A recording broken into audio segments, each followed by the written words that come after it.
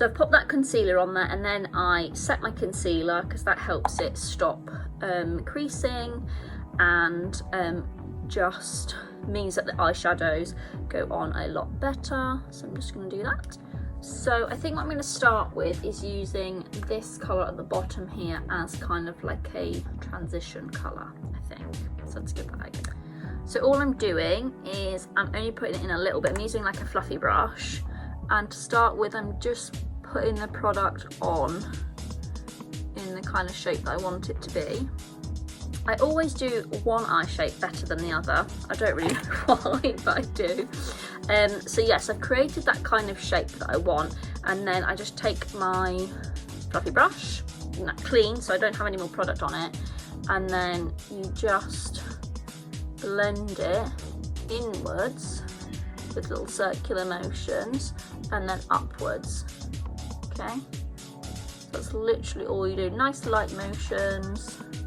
Don't go too rough on yourself, just to blend the, see how that's quite harsh, so just by doing that little bit of blending, it's not as harsh on my skin.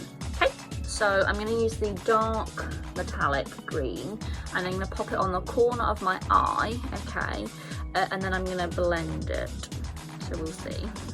Okay, so it is looking quite dark, very dramatic, which is what I wanted this look to look like. I wanted it to be bold, I wanted it to be powerful, okay? Because that's what the palette kind of makes you want to do. Do you know what I mean? Her colours just make you want to be powerful and bold, okay? So the next thing I'm going to do is I want my third colour to pop majorly. So I'm going to cut my crease with a concealer, okay? So let's do that. So I'm using the same concealer that I used to prime, okay? So it is the Zero concealer, and I just use a flat brush, and then I pop it. I tend to do the base first, and then I go up, because the going up always makes me nervous. So I'll do that. So there you go, cut crease is done, if you can see that.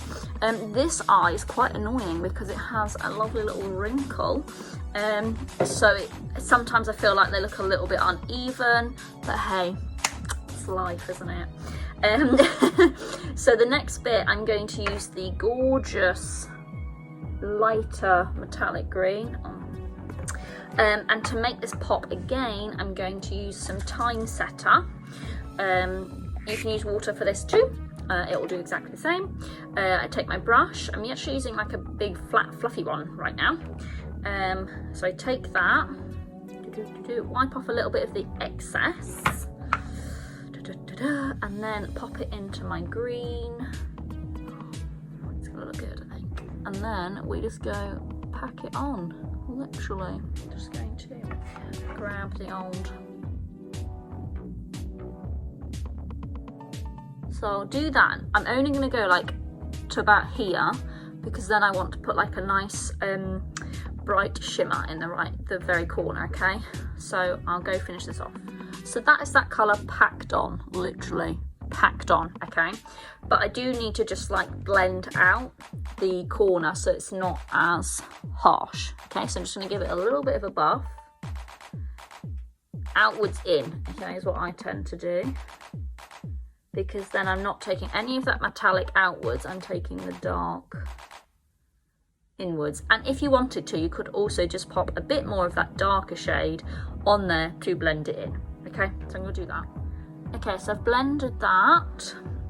And now I'm going to use a really, really highlighting colour right where I've got that concealer left. I'm using the same brush as I did for the concealer.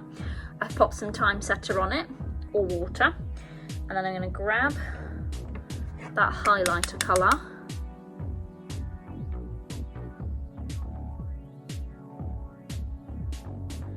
So what I'm doing here to blend, so this one I went out in, and this one I'm going the same direction, okay? So you can see, so I'm just getting the green to buff in a little bit, not going the whole way. So it just blends. I'm being very light with my brush. I'm not coming all the way in, I'm just doing that where they cross. okay? So you see how that's a bit more blended, less stark, okay? So now we need to do underneath, and some lashes and some eyeliner and kapow. And there we have it, guys. Dramatic green gorgeousness with the Danessa Myricks colours, okay? So if you want any information, let me know. But that is it.